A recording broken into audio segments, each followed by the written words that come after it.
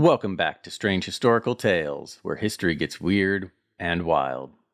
Today we're diving into a story so bizarre it sounds like it came straight out of a Monty Python sketch, but with an Aussie twist. Imagine a battle so fierce, so intense, that it demanded military intervention. No, we're not talking about fighting fearsome warriors or terrifying beasts, but birds. Yes, you heard that right. Today's episode is the Great Emu War of 1932, where feathers flew in the face of firepower. Picture this, Western Australia in the early 1930s. The roaring 20s have crashed into the Great Depression, but down under, a different kind of economic turmoil is unfolding. World War I veterans turned to farming as they returned home and were rewarded with land grants from the Australian government. Little did they know, their biggest adversary wouldn't be the harsh soil or the scorching sun, but a horde of hungry, 6-foot-tall birds with a taste for wheat and a distaste for human boundaries. Yes, the emus, Australia's own feathery felons, were on the move in search of food, freedom, and perhaps a little bit of fun. Thousands of them invaded the farmlands, unleashing a reign of terror on the crops.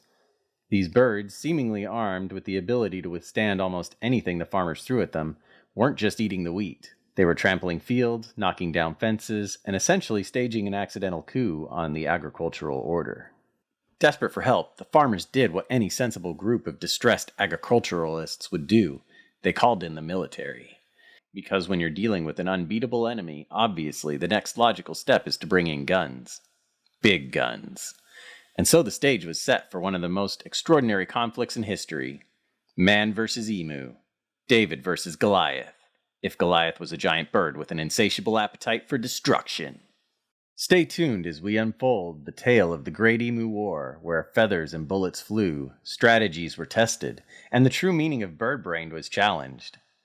Trust me, you don't want to miss this flight of fancy that proves sometimes truth is stranger and funnier than fiction. And you're about to find out why the birds might just have the last laugh. As we left off, our unsuspecting farmers were facing an invasion not of the barbaric or extraterrestrial kind, but of the emu variety. Yes, an army of the world's most unexpectedly formidable birds has descended upon the Australian outback, armed with nothing but their appetites and an uncanny ability to wreak havoc. Imagine the scene, a serene Australian sunrise, kangaroos hopping in the distance, and then suddenly, shadows fall upon the land. No, it's not a cloud. It's a legion of emus descending like feathery locusts upon the fields of golden wheat. But these were no ordinary birds, oh no. They were the size of small dinosaurs with legs built for marathons and stomachs seemingly bottomless. The farmers watched in horror as their crops were decimated, their livelihoods threatened by what could only be described as nature's very own wrecking balls.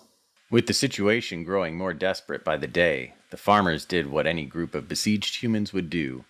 They called for reinforcements. And not just any reinforcements, but the Australian military. Because when you're facing an unbeatable foe, why not escalate to a full-blown war, right? Enter Major GPW Meredith and his men, armed to the teeth with Lewis guns and a sense of determination that said, "We're here to kick tail feathers and take names." The stage was set for an epic showdown, man versus bird, technology versus nature, the ultimate battle for supremacy.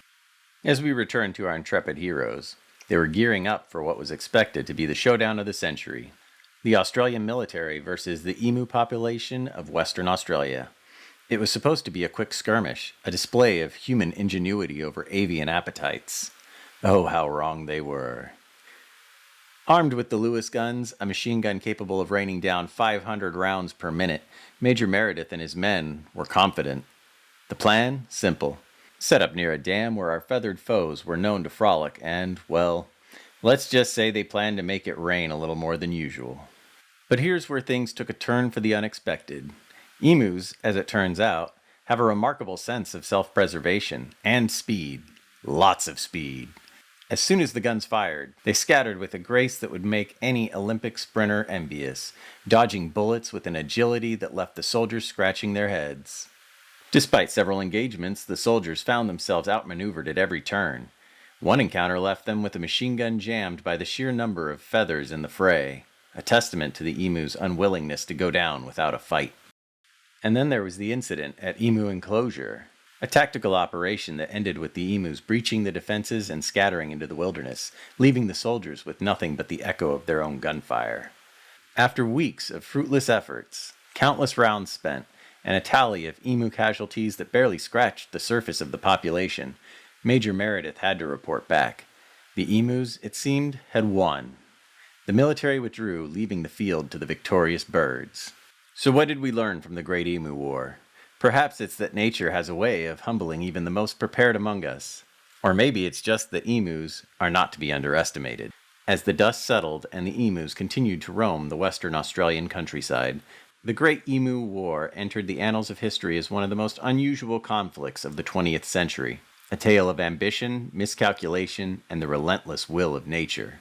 Thank you for joining us on this feathery journey through history. We've seen battles, strategies, and an unexpected underdog story.